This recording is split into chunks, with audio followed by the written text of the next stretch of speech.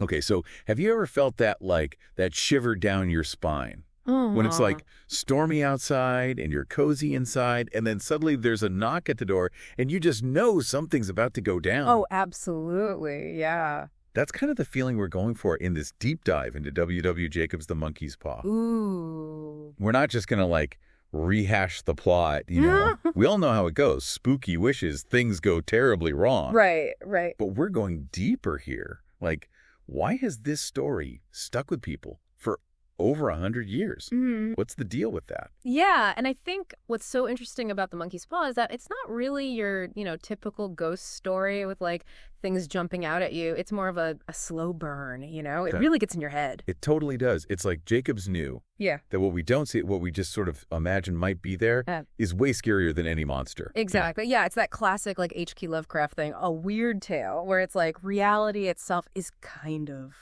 breaking down. And Jacobs is so good at never actually showing us what's making these wishes come true, but in such a creaky way. It's like our own imaginations become the scariest part. Which I think Stephen King said something similar, like, it's the unseen threats that are most effective. Totally. And speaking of things that are subtly creepy, did you notice how many threes are in this story? 3 wishes, 3 family members. Even the whole story is in 3 parts. It's almost too neat. It's not a coincidence at all. That rule of 3 is like a storytelling classic. It gives you a sense of rhythm, a feeling that everything's, the Romans even had a saying, omne tram perfectum. Everything that comes in threes is perfect. Right. But in the monkey's paw, that perfection is definitely creepy. For sure. It's like Jacobs is using that structure to show us how you can't escape fate, right? No matter what the whites do, no matter how many tries they get, they can't outrun the consequences. Exactly. It's like he's highlighting that even little choices we make can have huge and sometimes awful ripple effects.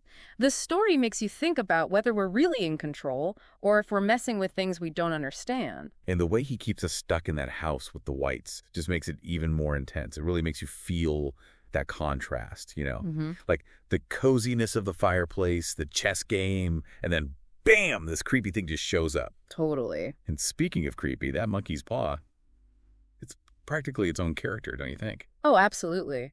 And Jacobs really makes sure we see how ugly it is, all shriveled up and, well, kind of disgusting. Right. It's like the symbol of, like, the dark side of the story, good intentions gone bad. Like he's saying, hey, careful what you wish for. It might come with baggage. Exactly. Yeah. And even calling it a paw, it makes you think of something wild, like an animal, not something human. I didn't think about that. It's like this force of nature that doesn't care about us at all. And then there are all those other times. Hands are mentioned, Mr. White reaching for that chess piece, Mrs. White holding on to her husband's hand when they get nervous. Yeah, it's like you said, everything's connected. You can't see who's pulling the strings, but you know something's going on. Even when the paw's not around, it's like this. Presence. Totally. Like it never really left. Right. And that brings us to, like, one of the big questions of the story. Fate versus free will. Do the whites actually have any say in what happens to them? Or are they just, well, pawns? It's like that question hangs over the whole story. From the second Sergeant Major Morris shows up with those stories about, what was it, fakirs, Yeah, Indian fakirs. right, and cursed charms. Mhm. You start to wonder, did the whites ever really have a choice? That's the thing. The fakir, he's pretty clear about it. He made the paw to teach people a lesson, like messing with fate is dangerous. But the whites, they're so focused on having a better life, they think they can beat destiny. And it's sad because what they want at first, it's so normal. Paying off the house, a little extra money, who hasn't wished for that? Exactly, and that's what makes it so scary. The monkey's paw isn't just about ghosts and stuff. It's about how fragile happiness is, how our own desires can destroy us. Like that saying, be careful what you wish for. Right, because you might get it. And Jacobs, he finds the scariest part, that space between wanting something and actually getting it. Sometimes what we think we want isn't what we really need. And those things we think we want can turn out to be the scariest monsters of all. And, before all this happened with the paw, Jacobs kind of makes the whites' life seem, well, pretty nice. Oh, yeah, totally. He describes this loving family, happy in their little house, playing games, telling stories, just enjoying being together. But then there's this feeling underneath. Like it's all going to fall apart. Exactly, like their happiness is delicate. And Jacobs mentions they've lost someone, maybe a child, or something else happened. He doesn't say what, but it's there, haunting them, making them easy targets for the paw's promises. It's like there's this whole other level to the story, right? It's not just about what the whites want. It's about, well, back then, the British Empire was everywhere. Exactly. You can't forget about that Sergeant Major Moore is coming back from India with that thing, that power he doesn't even understand. He's like, a soldier, right? That's all he knows, conquering and taking over places. And he brings back that paw from a place the British took over. And look what happens. It's like Jacobs is saying wanting more, wanting what you shouldn't have. It's not just something people do. It's like whole countries do it too. Yeah, and empires, and Right. it can be just as bad. The whites just want some money to not be in debt.